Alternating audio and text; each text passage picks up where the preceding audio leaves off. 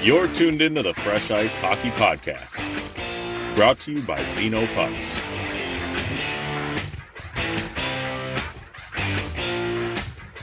Here are your hosts, Andy and Brian Matusi.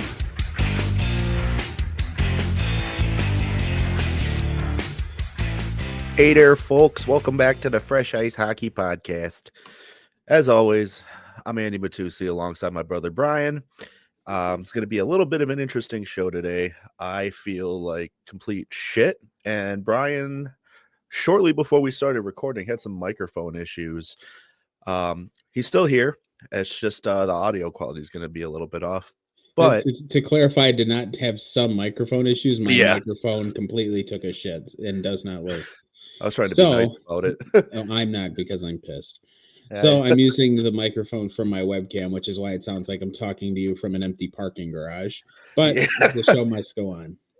Yeah, man. But we got a good show today. This will be our first real show back. And our first scheduled Sunday show in a month. Yeah, so that'll be nice. And we're going to cover the Four Nations Faceoff today. So I'm pretty excited about that. And even all this time later, I still have to fight with all my power to not call it the Four Seasons Faceoff. Oh.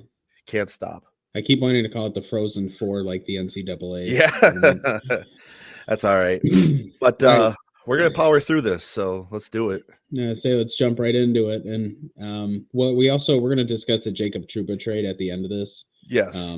But we'll start here. We're just going to kind of go from kind of the bottom up here on this list. I'm going to start with Team Finland. As far as quality of the team, I think this is probably the least likely team to win it all. Let's start with Team Finland. The players named to the team forwards are Sebastian Aho, Yoel Armia, Alexander Barkov, Mikhail Granlund, Eric Halla, Rope Hintz, Capo Kakko, Patrick Laine, Arturi Lehkonen, Anton Lundell, Eetu Luostarinen, Mikko Rantanen, and Teuvo Teravainen. The defensemen are Jani Hakanpää, Miro Heiskanen, Esa Lindell, Oli Mata, Nico Mikkola, Rasmus Ristolainen, and Juuso Välimäki. And then the goalies are Kevin Lankinen, Ukko-Pekka Luukkonen, and Jussi Saros. And so this is a pretty good-looking team, actually. I don't want to slight them by saying it's probably the least likely to win the tournament. This is still a really good team. Like, if you ice this as an NHL squad, this would be one of the better teams in the league, I would think. Yeah. But when we list off the other three teams, I start to see quickly why this will probably be the team that finishes fourth in this tournament. Yeah, I mean, like you said, this is on paper, this is a phenomenal team. And if you did ice them in a regular game, it'd be great. But as soon as you see those USA Canada rosters, man, it's gonna look Sweden's isn't bad either, man. It really isn't. But it's gonna be what I would compare it to, NHL versus college hockey. Like, that's what it's gonna look like.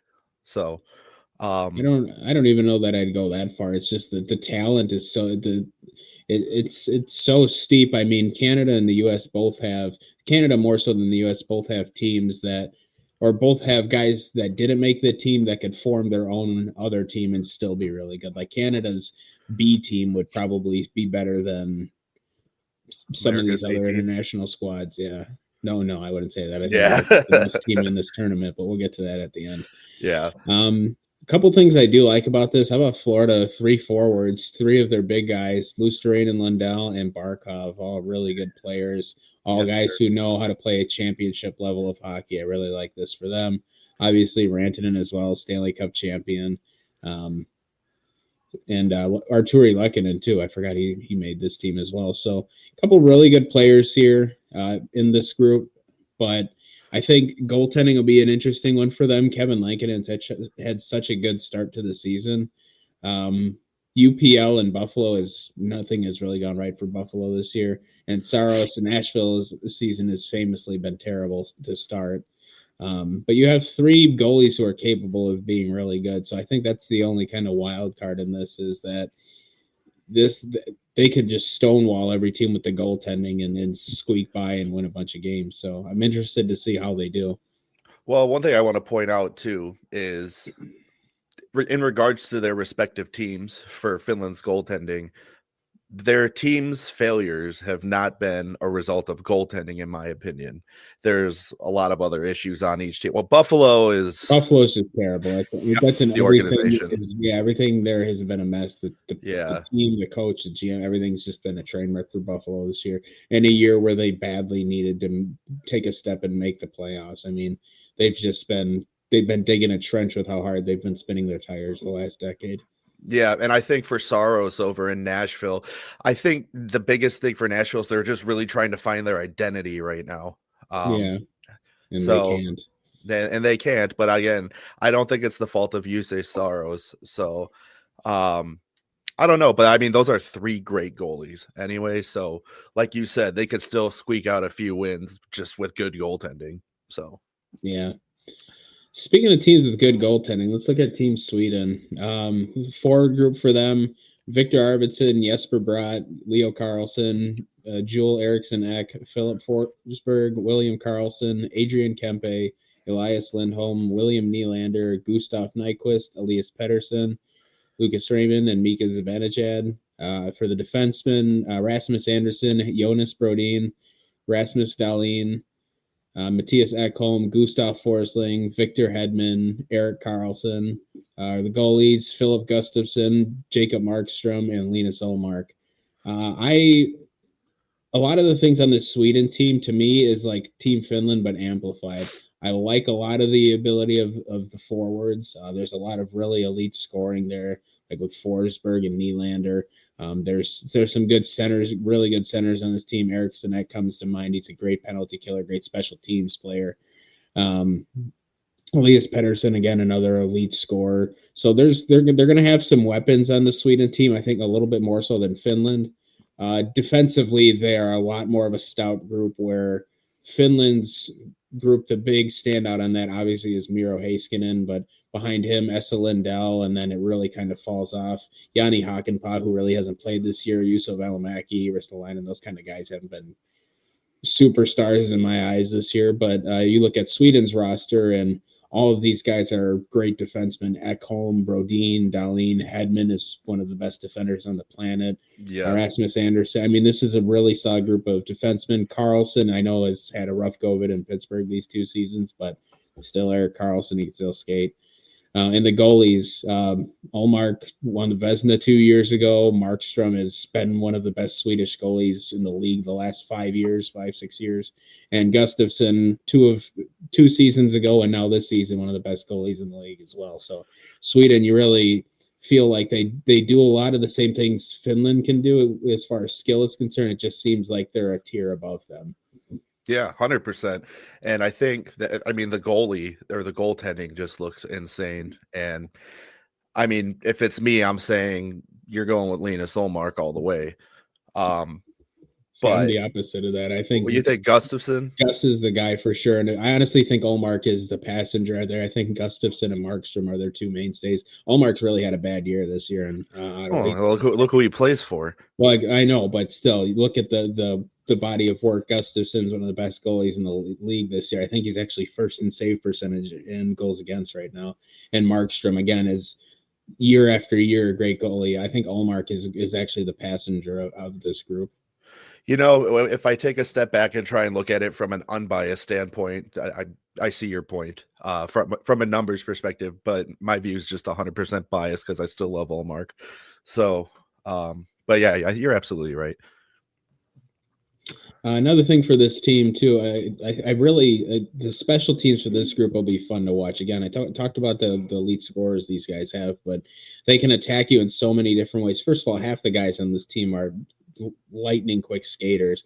Guys like Pettersson, Nylander, Arvidsson. I don't know. I think Arvidsson might be maybe missing this tournament now. I just heard something that they don't even know if he's going to be able to skate now with the injury he's dealing with. But Jesper Bratt, Philip Forsberg, Adrian Kempe, Elias Lindholm. You got guys that can skate on this team. Lucas Raymond's pretty quick. Like you have guys that can skate. You have obviously great shooters: Pettersson, Nylander, Forsberg. Eriksson Ek's a great power play guy for them. I think he's really going to shine in this tournament. He's a great net front player. He can play the bumper.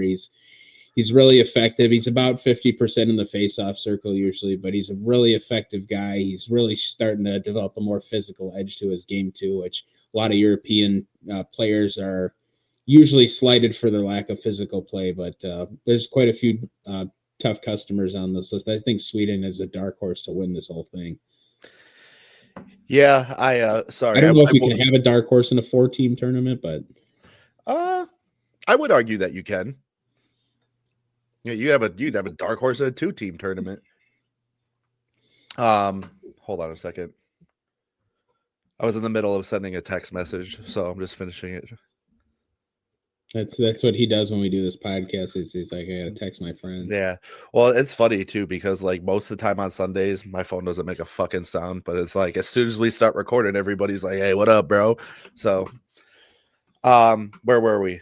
We're talking about Sweden and their ability to score and how they can win this tournament. Yeah, no, I definitely think they're a contender for this tournament. And real quick, one thing I want to say is I saw people, again, social media, talking about this tournament is stupid and pointless and it doesn't matter.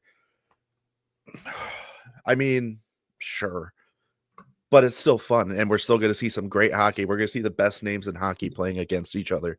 I'll tell you what, the people who say this tournament doesn't matter, you couldn't be more wrong. Even if you don't think it's important, look at all the players who are pissed that they didn't make exactly. Connor Bedard's fucking pissed he missed Team Canada. I mean, I know there was actually talks towards the end, right before we saw these rosters, of Celebrini having a better chance to make the roster than Bedard. And Bedard, who missed it, I mean, they both missed, but for Bedard, I'm pissed, man. I mean, I know it hasn't gone well for him, but to these guys, this tournament matters.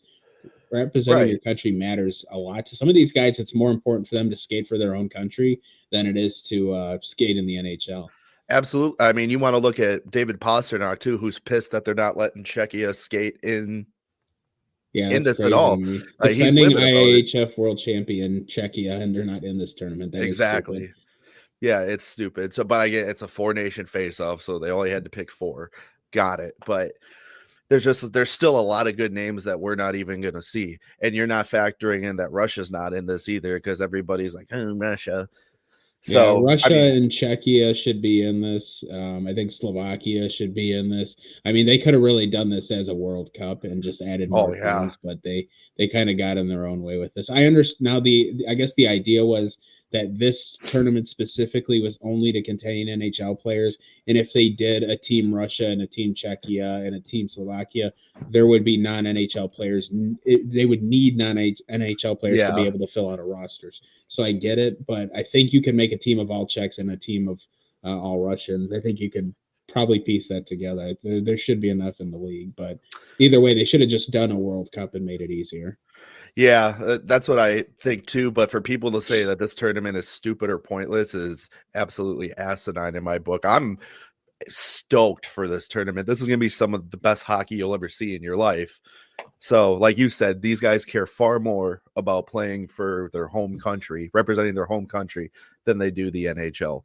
So, I don't know. And that's why I'm excited for Olympic hockey in 2 years. So, yeah, the Olympics are going to be fun. I think this will be a good kind of tune-up to kind of see what to expect for next year. I mean, we'll be realistic. These 4 teams in this tournament will probably be among the best for the Olympics next year anyways, or 2026 anyway. So, I mean, not that having just the 4 of them play a tournament's a horrible idea, but it would have been nice again to see Czechia, to see Russia, especially Czechia, just because they just won the World Championship in May. So I feel like it's kind of silly that they're not here, but we'll move past it. Let's get to the 2 juggernauts in this tournament. As good as Finland and Sweden are, there's 2 very clear. There's a very clear 1 and 2 in this tournament. You can debate on who's 1 and who's 2, but Canada and the United States have some unbelievable rosters. And let's go down Canada's first, and we'll do USA last, and we'll kind of break theirs down more because we're American. But both of these rosters are just disgusting. So for Canada, the forward group is Sam Bennett, Anthony Cirelli, Sidney Crosby, Brandon Hagel, Seth Jarvis, Travis Konechny, I can never say that correctly, Nathan McKinnon, Brad Marchand, Mitch Marner, Connor McDavid, Braden Point, Sam Reinhart, and Mark Stone. The defense pairs or the defense group is Cale Makar, Josh Morrissey, Colton Parayko, Alex Pietrangelo, Travis Sanheim, Shea Theodore, Devon Taves, and the goalies are Jordan Binnington, Aiden Hill, and Samuel Montembeault.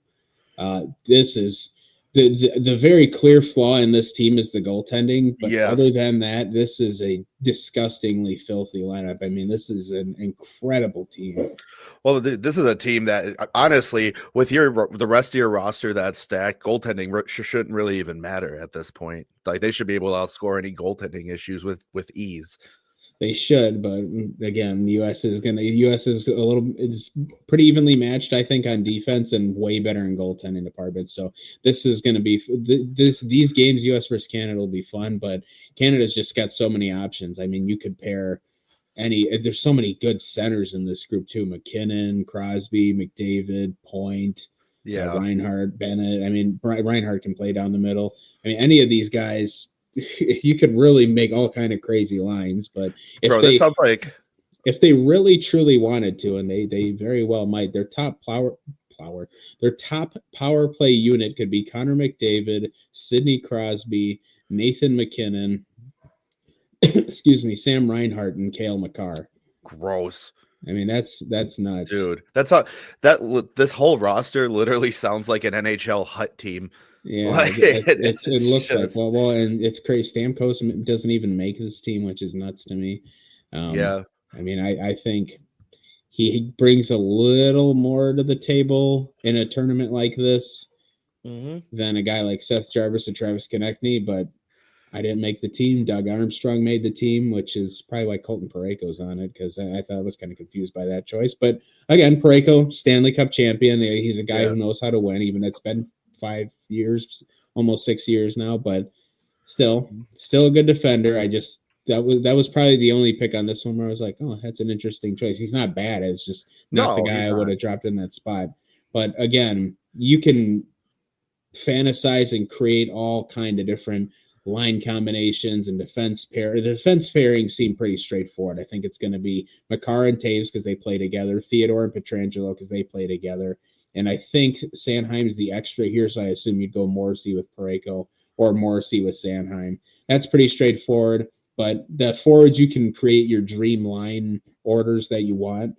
But the thing that's going to be make or break this team for me is still the goaltending. None of these three guys, I know 2 of the 3 of them have won the Stanley Cup, but Binnington's been terrible since the Blues won the Stanley Cup. Aiden Hill's been very good for the most part this year. He's been pretty good.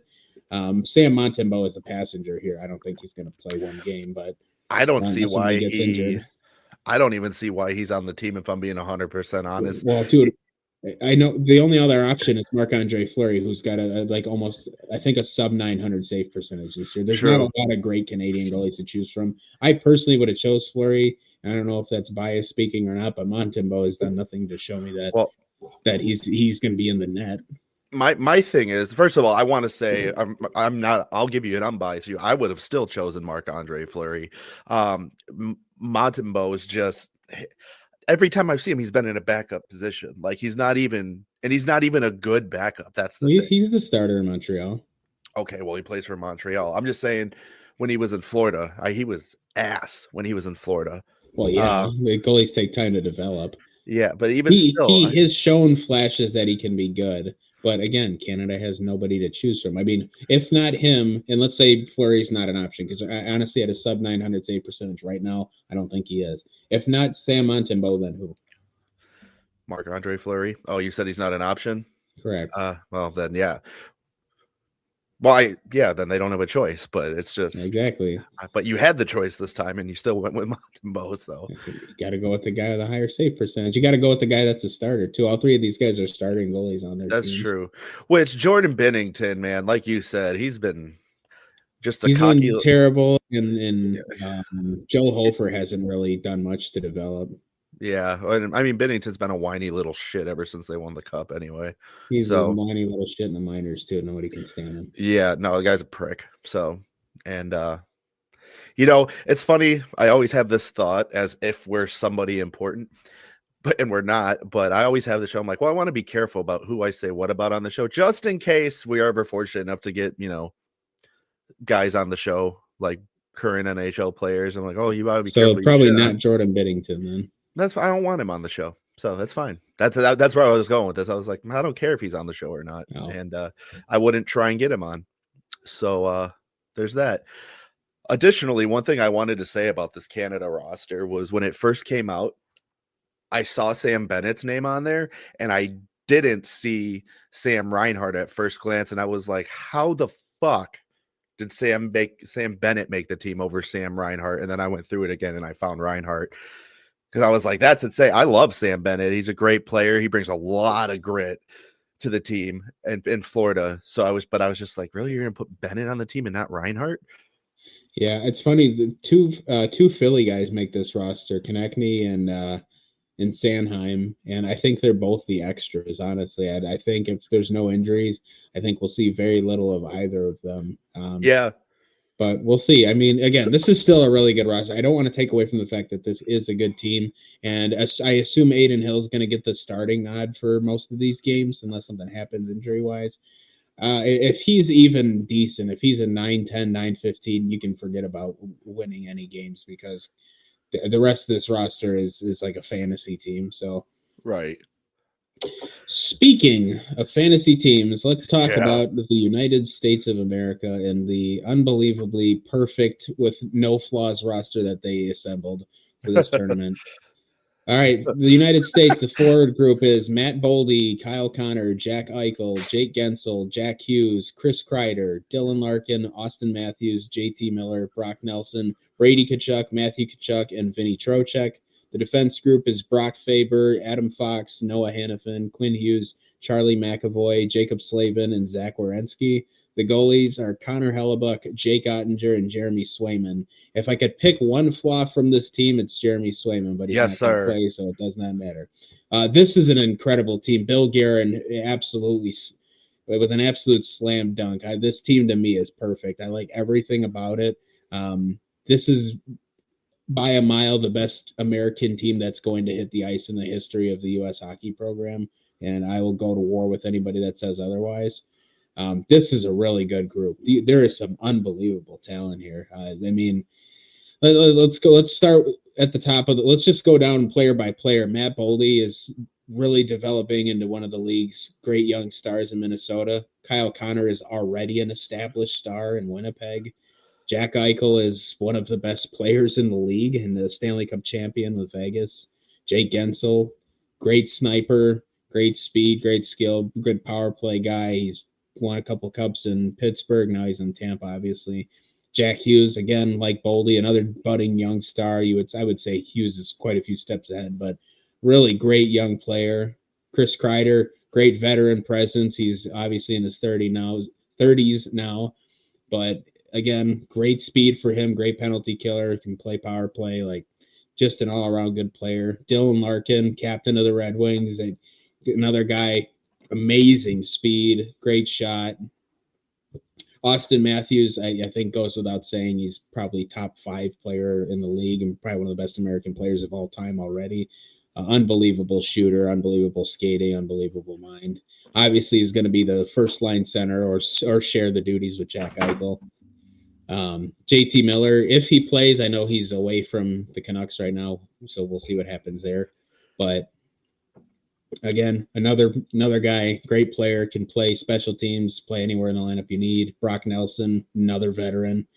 The Tkachuk brothers, kind of hand in hand. Obviously, Matthews, I would say, a significantly better player, but they both bring that nasty edge to the game that you're going to need in a tournament like this, and they can both shoot the lights out.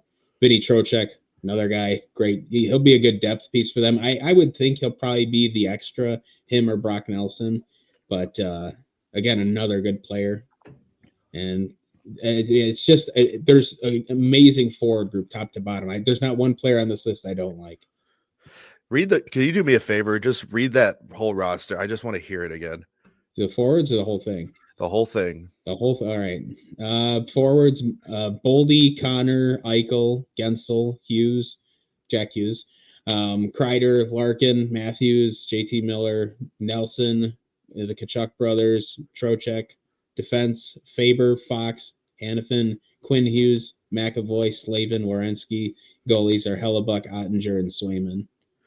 Kiss my ass. That's nice, dude. There's a lot of dude. good line combos they can throw together with this forward group, man. I'm excited to see. I think having the top two centers are going to be Austin Matthews and Jack Eichel. That sounds again like a hut team or a fantasy team, right, dude? I would assume the Kachuk brothers will play on a line with one of Eichel or Matthews. I would think based on the play style, I would say probably Matthews is the guy they'll probably better fit with. I would like to see Jack Eichel play with guys with some wheels like Connor and Boldy. I think that would be a great a line right there. Or play Eichel with Connor and Jack Hughes or Boldy and Hughes, or they have so many good options they can go across. I mean, the special teams for them is going to be fun too. And you look at the defense, Brock Faber, again, bright young star in the league. He's up and coming. He's going to be probably one of the best defenders in the league for the next 15 years. Adam Fox, Norris winner, Noah Hannafin, great defender in Vegas. I actually think he's going to be the extra there. I think he'd probably be the least likely to slot in the lineup in game one of these 7 guys. Quinn Hughes just won the Norris, I believe. One of the best defenders in the league. Great skater, great eyes, great power play quarterback. Charlie McAvoy, kind of the same thing. Impressive skating, great shot, can quarterback a power play. Jacob Slavin is one of my favorite guys in the league, one of my favorite defenders in the league. So it'll be fun to see him get some international playing time. And Zach Werenski in Columbus is having one of the best seasons of his career. And he's starting to get Norris consideration. Like he's starting to get noticed more and more, and I'm really liking it. This is the one thing I want to say is that it is so great that we finally live in a world where the U.S. is the favorite to win a hockey tournament over Canada.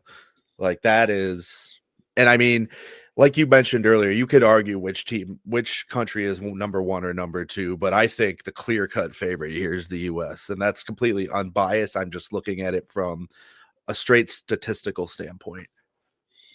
All right, I was gonna wait till the end to ask you who you think's gonna win all this. I'm kind of in the same boat with you. I think the U.S. team is the better of the two overall. I mean, that forward group for Canada is terrifying, but yeah, the United States is going to win this tournament. It's going to rest solely on the shoulders. I don't want to say solely, but it's going to largely rest on the shoulders of the men that protect the goal. Goalies. Connor Hellebuyck is probably the best goalie in the league. I would put him above Vasilevsky. I know the Jets hit a fucking brick wall in the playoffs last year, but Connor Hellebuyck has consistently been one of the best goalies in the league the last few years now. I think he's ready for this challenge. I think this will not only be a moment for him to make his name and stake his claim as the best goalie in the league. I think he's built for this, and I also think it'll bode well for him for the playoffs this coming season for the Jets too. I think this is a huge year for Connor Hellebuyck's career, and he's got a chance to go out, win a tournament for his country, and then win a Stanley Cup for his team. I think he is made for this moment. I think he's going to do it. But if he can't, Jake Ottinger's is going to be the option as number 2, and I think that it's perfectly okay. Jake Ottinger, again, probably not the season that he's wanted to start. I think he always wants better for himself, but again, still one of the best goalies in the league. And if Hellebuyck can't go because he's injured or because he's not performing, I think Americans can rest easily with Jake Ottinger protecting the net. I don't know why Jeremy Swayman was put on this team, but here he is. No, I'll tell you why he was put on this team. Because based off what he did last season, everybody just assumed he was killed in round 2 by the Panthers. Yes, but everybody just assumed, all right, this guy is going to be a goaltending god for years to come, and so they just assumed he was going to be great, and here we are. So I was going to say he misses all of training camp, signs one day before the season starts or whatever. I mean, and then he's having a horrible start to the year. Correct, and I mean, so it was all based off of assumptions. So yeah, that's, and I'm saying that as a Bruins fan because it's been a very disappointing start to the year for the Bruins, and especially for Jeremy Swayman. We're wasting $64 million on a guy who's giving us subpar performance every night. When they signed him to that deal, I thought the body of work was not great enough, and I think most people probably thought this similar or the same. But I don't know. I thought Demko might have been the guy. I mean, he's I believe he is back from injury. I think he was the backup in Vancouver's game last night. So I think he is back. So if that's me constructing this roster, I go with Demko until I'm told I can't. Like I put him 100%. as my third guy. You know, if he's 80% of what he was last year before the injury, he's still one of the best goalies in the league. Hell yeah, man. So I don't know. We'll see how it goes. My thing is, and you know, I'm going to say it because I don't care if this pisses off Bruins fans or anything. Jeremy Swayman to me was not at any point worth $64 million. I think 8x8 was too much for him, and people will probably going to hate what my numbers would have been, but I would have said 30 million for him. 6x5. That's probably a safer bet, but again, his camp after no playoff success was thinking that he was worth 9. So yeah, I don't think they were ever going to make peace. And once they lost Allmark, I think they realized that they were in it. They just had to make the deal and get it done. Another goalie that made a lot of money was Igor Shesterkin. We're going to talk about him in a little bit too. But before we do that, I want to talk now that we've gone over all these teams. You mentioned you got the U.S. as your favorite. yes. I think I'm in the same boat with you on this one. A lot of things need to go right for the U.S. team. I think Hellebuck's going to have to be fantastic because of what they're up against. The forwards and defense can handle this. The talent is there. I know Canada's got the edge probably a little bit altogether between forwards and defense, specifically the forwards, but this is a really complete team, and I would put it up against any U.S. team that's ever been iced in the history of this sport. So I'm excited for this tournament. I wish it were the Olympics. It sucks it's not, but it is what it is. This is a conversation for a different day. I also wish the NHL season ended way sooner than it did, not because I don't want hockey to be on, but I wish these teams could go to the World Championships every year. Oh, that would be way more fun. The World Championship we take for granted how awesome of a tournament the World Championships are because we don't get to have the NHL players there, forgetting that it's still international representation.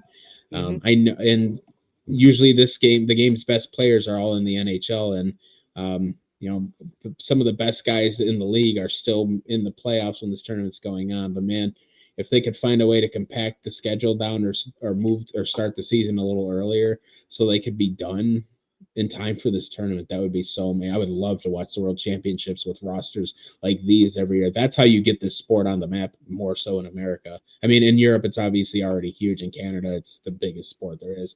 But in the United States, where we're always trying to grow it, if you could ice these guys every May in the World Championships, you would probably be much better off trying to sell this sport.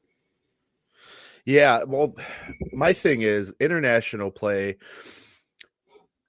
How do I put this? Everybody's so accustomed to just NHL hockey because that's what you see on TV all the time. So you really are missing out on how great of the style of hockey international play is. You're really missing out on that full experience because there's some people that are NHL caliber players all over the world that just choose not to play in the NHL because they want to play at home. They don't want to leave their home country. So there's so much raw talent out there that you're not even getting to see because international play happens year round.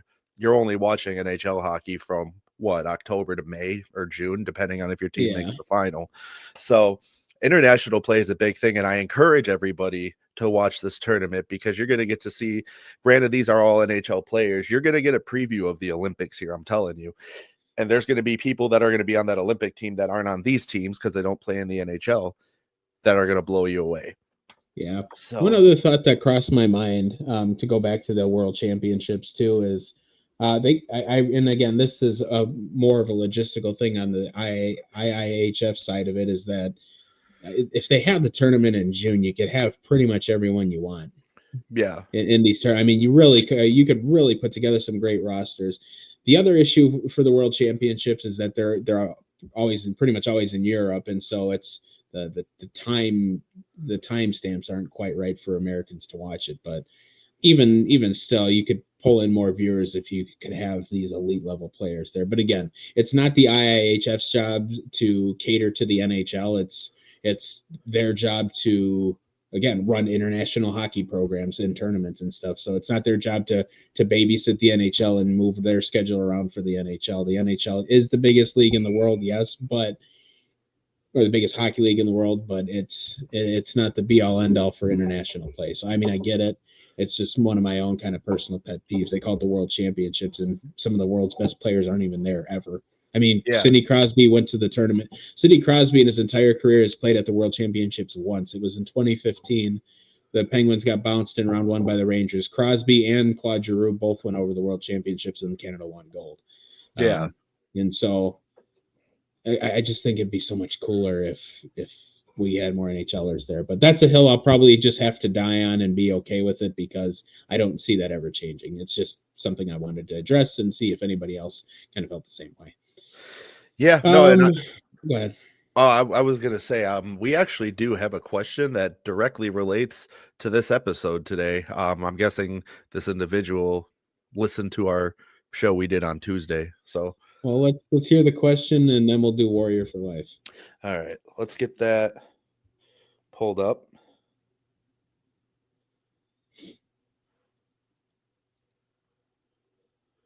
This is good radio. Yeah. I mean, I should have had the question ready to go. Well, you got to build up dramatic tension. Yeah. So, all right. It's not tension. It's just people being irritated with dead air. Yeah. All right. So this came to us. This was sent to our email address, contact@freshicehockeypodcast.com. And if you want to send us a question, you can send it to that email or to freshicehockeypodcast@gmail.com. Or you can go to our website, freshicehockeypodcast.com, and on the bottom of the page, there's a section where you can submit your questions there. You can also DM us on our social media pages, or however you feel the need to get in contact with us, by all means do. Anyway, this comes from contact@freshicehockeypodcast.com. Excuse me. And it comes to us from Robin in Texas. And she says, "Hey guys, love the show. I'm a Seattle Kraken fan living in the Amarillo, Texas area. Just wanting to know how you guys feel about international play for this I almost called it Four Seasons tournament, and I'm reading the word. Four Nations Faceoff tournament on this Four Nations Faceoff tournament on NHL-sized rink." It's a pretty good question, I guess. That's a good question. I want to shout out Amarillo, Texas real quick too. There's a really good steakhouse in Amarillo called the Big Texan. And man, if you're in the Amarillo area, please stop there. This is the best steak, one of the best steaks I've ever had in my life. I've only ever been to Dallas in Texas, so I can't speak on that, but I would like to commend Robin right here for living in Texas and not being a Dallas Stars fan. So yeah, me too. Kudos to you. What I do. But yeah, I wanted to shout out the Big Texan. My wife and I had dinner there a couple of years ago for Christmas. We drove out to Arizona to visit our mother, and on our way there, we stopped in Amarillo and had just a really good steak. That was definitely worth it. They have this challenge where I think it's like a 72-ounce steak, and you get mashed potatoes and fries and all this stuff, and you have to try and finish it. But really, really good steakhouse. So figured we had a listener in the Amarillo area. We'd shout out the Big Texan too. And Robin, if you haven't been there, go try it. Yeah, well, it does say Amarillo, Texas area. It doesn't necessarily just mean it's right off the side of the freeway. So I'm hoping if she's down there, she's had it. But if not, Robin, if you like steaks, give it a whirl. Now, for the question, playing an international tournament, so to speak, on NHL-sized ice, I like it actually. And I don't know how long they've been doing this, but I noticed I watched some KHL highlights the other day from Russia, and I noticed they play on an NHL-sized rink too now. And so I'm hoping that one day this becomes the international standard. But I think this will be nice for hockey fans. And I think part of the reason they're doing this on an NHL-sized rink is because this is an all NHL players tournament, so it's not like you're not used to.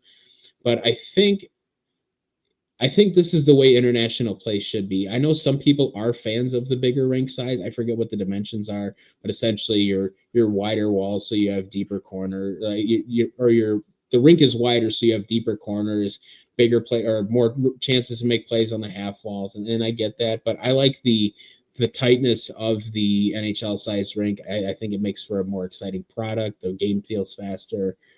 And so I think having a tournament like this is going to be really exciting. Again, it's all NHL players. So for me, I think it makes perfect sense that they did it this way too. Yeah, I agree. I like the NHL rink size better. And again, for people who don't know, international rinks are wider. I think they're a hair shorter too, if I'm not mistaken. I think they're wider and not as long. But I know they're, you know what? We're going to find out right now. I was going to say, continue saying what you're going to say, because I'm actually looking that up as we speak. Well, I just found it. All right. 196.9 feet by 98.4 feet. Okay, and in an NHL rink is 200 feet by 80. But now I'm seeing another one that says 200 feet by 100 feet. So that doesn't. That could just be a rough estimation.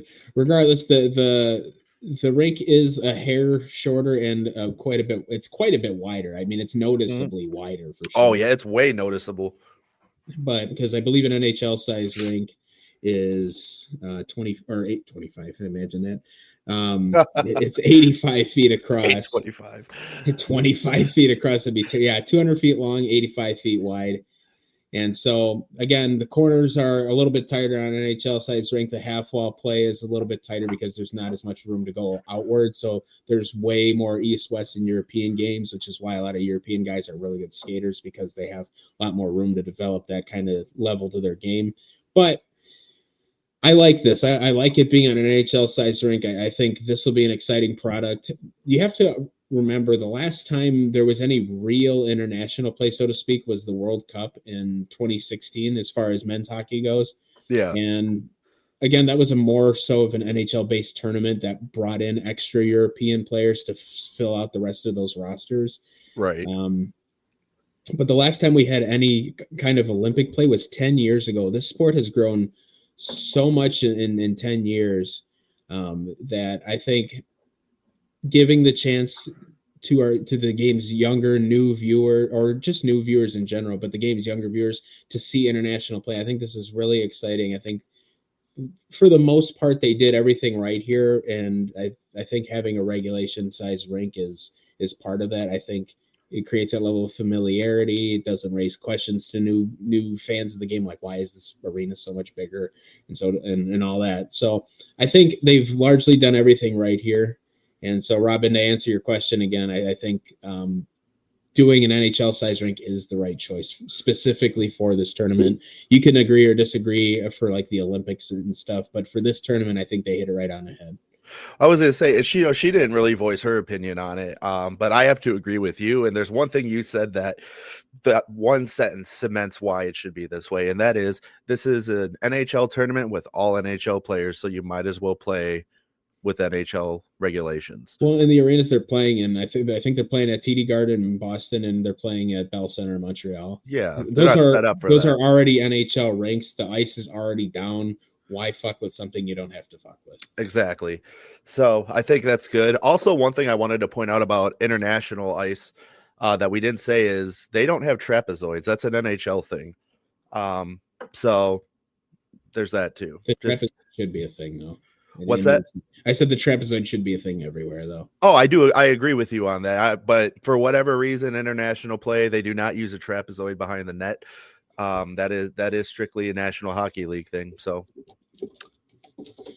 All right. Well, why don't you do Warrior for Life, and then we'll come back to talk about a couple of Rangers, and then we'll wrap up the show. All right. Well, you heard me talking about it last week. The Warrior for Life fun hockey team played against the Boston Bruins Alumni Association. That roster consisted of 14 of the original members of the 2011 Boston Bruins Stanley Cup champion team. It was a great game. Our close friend of the show, Mark Mowers, had a goal in the game last night. He also got rocked going to the net. Chris Kelly had a goal. I believe Bergie scored last night as well. So it was an all-around good game. And I didn't see the actual final score, but word on the street is the Bruins won. And it was funny because Mark Mowers, I was watching the game last night. He scored, and then like 18 seconds later, Chris Kelly scored. And the video I was watching was a live stream from behind the Warrior for Life bench, and these guys are coming back on the bench. And one of the guys on Warrior for Life bench is like, "That's all right. we knew this was going to happen. Maybe they'll dial it back after this. So it was just really cool to watch. There were a lot of people live streaming it. So just a great event they did there this weekend over at the Warrior Ice Arena in Boston, which is the official practice facility of the Boston Bruins.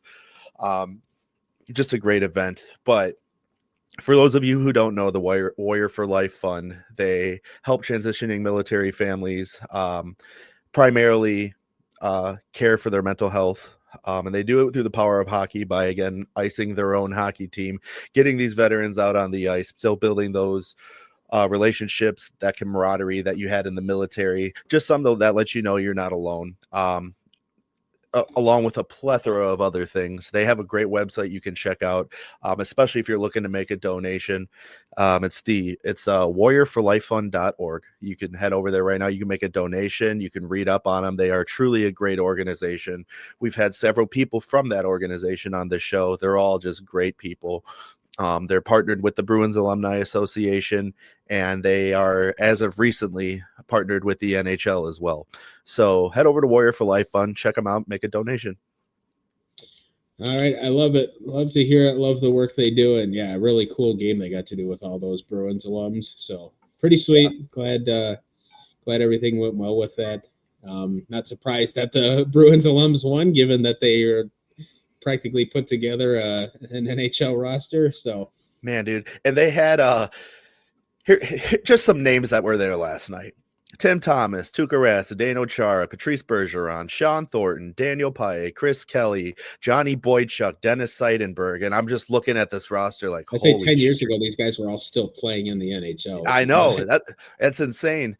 So just again, really cool event they did. And it was a memorial game for a fallen veteran as well. That all the games they play together are memorial games for fallen service members. I should have pointed that out as well. That's awesome. Yeah, no, it's really cool. They are probably one of the best military nonprofits out there, in my opinion. It's hockey season, and you're looking to work on your stick handling or maybe even your shot, but ice time just isn't an option for you right now. Luckily, our buddies over at Xenopucks have got you covered. They've developed an elite off-ice practice puck that, in addition to looking like the real thing, is the same size and weight as a regulation hockey puck to give you that authentic feel on the end of your stick. It works better than other off-ice practice pucks on almost any surface, whether you use it on hardwood, carpet, concrete, or even asphalt. Xenopucks glide like a real puck on ice. So if you're looking to improve your game without setting foot on the ice, head over to www.xenopucks.com and get yourself a puck.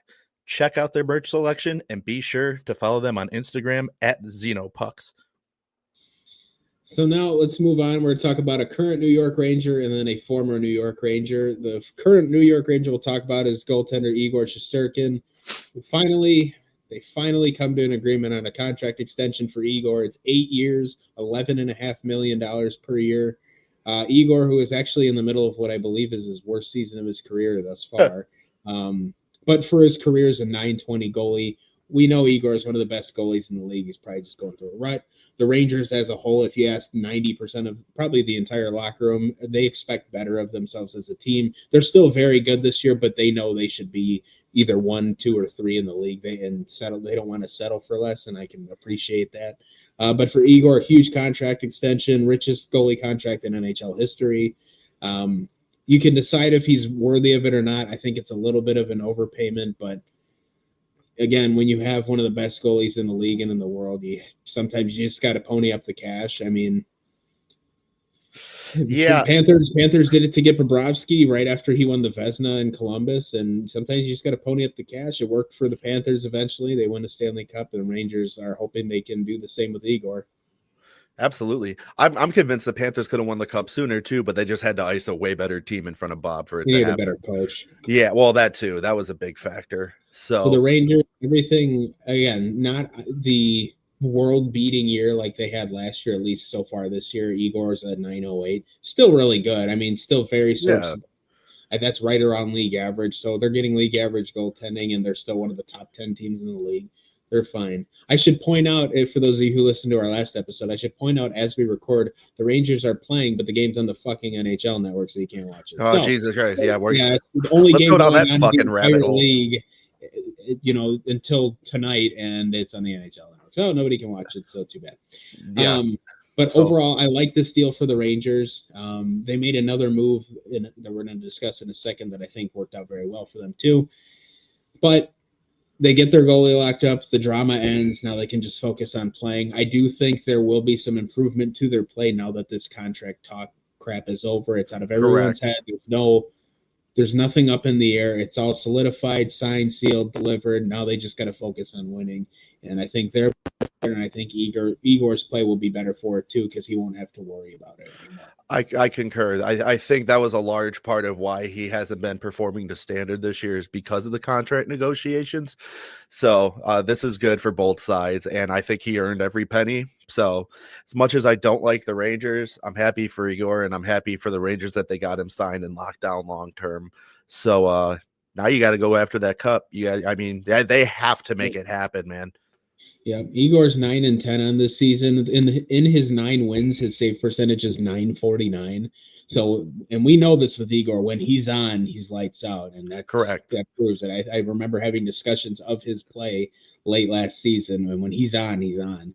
But correct. In his losses this year, this is courtesy of ESPN.com. I do like the way they lay out these stats. In Igor's 10 losses this year, .875 save percentage, which is well below what is acceptable in the league. And again, your stats and losses are high. Uh-oh. All right, and we're back after some technical difficulties. I don't really know where it cut me off, and Andrew doesn't know either. So we're going to just transition into the Jake Trouba trade. Trouba ends their long drama with the Rangers. He goes to Anaheim in a trade for Euro Vakanainen and a 4th-round pick, I believe, in this upcoming draft. So the drama ends in New York. Finally, it's really been drawn out over the offseason and then into this year. Trouba pretty sour on his way out, and rightfully so. I mean, it was a pretty public. I don't want to call it a dispute, but it was clear they were ready to move on, and Trouba, for obvious family reasons, was not ready to go yet. But eventually the Rangers put him in a spot where it's either, hey, you accept this trade or we're waiving you and you get claimed by whatever crap team picks you up. Yeah. So, I mean, I get it from the Rangers' standpoint of wanting to move on. And obviously, once Trouba was gone, they used the cap space they had to extend Igor. But for Trouba, I don't have the quote in front of me, but basically he was like, oh, it's kind of like a rite of passage to get fired at MSG. So I get where he's coming from, and I'm just glad this is over, because this was one of my least favorite storylines in the league. Yeah. This crap between Trouba and the Rangers. Now he goes to Anaheim, where him and Radko Gudas are going to kill everything they see, because you have 2 of the heaviest hitters in the league who will probably now play on the same defense pair. I would assume Anaheim's not super deep, especially defensively. I would assume Trouba and Radko Gudas will form a defense pair, and that would be a nightmare to play against if you're trying to avoid getting hit specifically in the head. Yeah. I think that's honestly the best line possible. I mean, that's what those 2 guys are good at. And I loved Gudas when he was in Florida, but that was primarily just because of how much he liked being a Panther. Now that he's not anymore, I don't have any feelings either way about the guy. As far as Trouba goes, I also don't have any feelings either way, because he played for the Rangers, who I can't stand, and now he plays for the Ducks, who are a joke. So, also, did you see Buffalo's GM, Kevin Adams, the comment he made that nobody wants to play in Buffalo? Because I guess Buffalo was one of the teams in on Trouba, but he says nobody wants to play in Buffalo because there's no palm trees and because of the taxes. I'm like, but yeah, we're going to ignore the fact that the Sabres have been terrible for fucking almost 15 years. Yeah, never mind the fact that you've been icing the equivalent of a youth hockey team for the past. Dude, when was the last time they were even in the playoffs? What was it, like 2011? 2012, I think, was the last year they were in. Yeah, dude. So that's so stupid. Either way, it's been a long time. Yeah, but look, this is a team, Buffalo, and this is to go way off topic. We'll bring this back in a sec. But in Buffalo, this is a team that fucked over Ryan O'Reilly. They fucked over Jack Eichel. Both of those guys left and won Stanley Cups. They didn't want to sign Reinhart to all that money. He goes to Florida. He wins a Stanley Cup and develops into one of the best goal scorers in the league. And he's representing Canada. Buffalo has notoriously fucked over so many players, And that's why nobody wants to play there. It's because it's so piss poorly run. The Pegula family is the worst owner, some of the worst owners in hockey. I cannot believe how bad this team has been for this long. It's a market that loves their hockey, but has a piss poor owner and an absolute dog shit GM that just brought back a coach to try and relive the glory days. And it's got them nowhere. I'm so tired of hearing Buffalo's crap with this because they get in their own way every time. I mean, think of all the guys that have come through there that are good players that left and were great. Olmark, O'Reilly, Eichel, Reinhardt, well, maybe not Ristolainen, it's not the best example. But again, a player who's good that they kind of fucked up his development. Tyler Myers, another guy who was great there, and they sent him off, and he hasn't really done much. But Buffalo is always the problem here. So for Kevin Adams to come out and say that, you can go fuck yourself because you're the primary reason this team is so terrible. Correct. You and your stupid opinion and your stupid comment, because it's just untrue. They fucked up every way they can. The thing that bothers me the most is the way they screwed Jack Eichel over with trying to get that neck surgery. I know it was experimental, but to outright say he did not need it and that he was essentially just being a baby is bullshit. He gets the surgery. He comes back. He's one of the best players in the league, wins a Stanley Cup with Vegas, should have won playoff MVP that year too. But I'm so sick of this crap with Buffalo with this woe is me attitude. No, go fuck yourself. It's your cheap ass ownership and your terrible fucking management is the reason this team has been worthless for 12 plus years now. So next week on an episode of Things Brian Takes Personally. Yeah, dude. When I read it, it irritated me. But now that we're talking about it, it's got my blood pressure up again. No, dude, I'm 100% on board with you. And another thing I want to point out, my wife and I, in the last 5-6 months, have been through Buffalo a total of 4 times there and back from driving to Toronto. That arena, the KeyBank Arena where the Buffalo Sabres play, looks like a fucking prison from the outside. It looks like one on the inside too. Yeah, well, I've never been there like for a game. Like I've never been inside of it. I've just seen it driving by, and it is the most bland building you'll ever see in your life. Also, Buffalo itself is not that exciting. So there's a lot of factors there. But they have a lot of fans, and as the ownership, they just keep sticking it to the fans. They're like the Cleveland Browns of the NHL. Loyal fan base, terrible management, and as a result, you get a shitty on ice product. So all I'm saying is bad, and it does trickle down from bad ownership too. Because look at the Buffalo Bills. The Pegula family owns the Bills too, and think about how fucking god awfully dog shit the Buffalo Bills were until they got Josh Allen. Yes.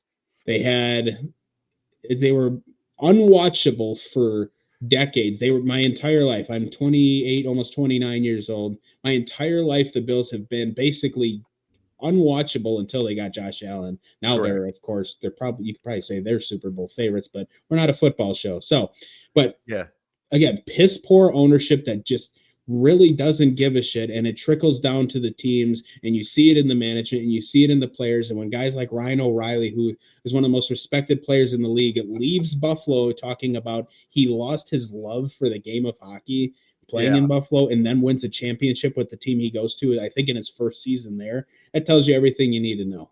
Yeah. I have absolutely no respect. So it is what it is. The fans in the city, but not just Sabres fans, but Buffalo sports fans as a whole deserve better than the ownership group that they have. So it is what it is. Nothing we can do about it. All right. Well, I'm going to get my blood pressure down here. But it was good to be back for a regularly scheduled show. This was the first planned Sunday show we've done in a month. Yeah. And the last one we did, 1, 2, 3, 4. Yeah, was the 10th of November. So it's been a while. It has. And now after today, it looks like you're probably going to have to write a letter to Santa asking for a new mic. It does seem like that's going to be the case. Yeah. Well, it's the right time of year for the mic to take a shit. You know what I'm saying? So no, it's not. I don't want to go fucking buy a new mic unless you want me to send my Christmas list to you. No. Actually, yeah, no. I'm moving. And it's like, actually, I was hoping you were going to buy me something. Yeah. No, I mean, there's probably good deals out there right now on them too, being it's that time of year. So just look around. Had this happened 2 weeks ago, I got to look for Cyber Monday, but now I might just be paying full price Freddy prices. That's true. Well, mine wasn't too bad though. Like, what did you have? You had the Snowball, right? Yeah. Yeah, I've had it for what it's worth. I've had it for 12 years. It's not like it was a piece of shit mic or something. Yeah, I've had it for it's a very its long purpose. time. Yeah, but now it's still hooked up. I just have my webcam. I have my webcam zip tied onto my mic stand right now, and and I'm just getting by with that. But we'll make it work for now. Yeah, man. No hurry. Either way, we can still do a podcast. So, but I echo what you said. It's nice to be back and getting back into the swing of this thing. Thank you to everybody who's been patient with us. I will take the blame for not keeping you guys updated on the social media pages as to what was happening with us not recording the shows again. Things just happen, and it happens to all of us. So, but we're good. We're back. I'm still sick, but hey, we're getting through it. And Brian's going to fix his mic issues down the road. We should be good to go. But like I said, excited to be back doing this. So me too. I can't wait to come back next Sunday. And God, we're a couple weeks away from the end of the year. So we got World Juniors coming up soon too, so that'll be exciting. But for now, I think that'll do it for us. Again, get your questions in. freshicehockeypodcast@gmail.com or click the link on our website, freshicehockeypodcast.com. Send us a question that way. If you're watching on YouTube, leave your question in the comments. DM us on Instagram @BrianFreshIce, @FreshIceHockeyPodcast, and as well on Facebook, Fresh Ice Hockey Podcast. Get those questions in, and if we can start stacking up enough of these, we might do an all-question show for the holiday. That would be great. I would absolutely love that. So... All right. Well, until then, take care and take your medicine, Andrew, so we can both feel better because being sick sucks. Yep, it does. Take care. Comb your hair.